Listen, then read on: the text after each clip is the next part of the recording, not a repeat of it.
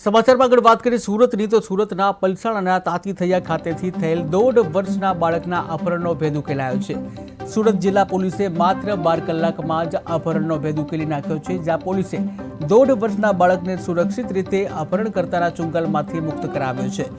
ત્યારે આજરોજ તાતીથૈયા શાકભાજી માર્કેટ નજીકથી 1.5 વર્ષના બાળકનું અપહરણ થયું હતું।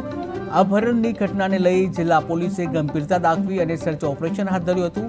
ત્યારે જિલ્લા પોલીસની અલગ અલગ ટીમોએ સીસીટીવી ચેક કરી અપહરણનો ભેદ ઉકેલ્યો છે।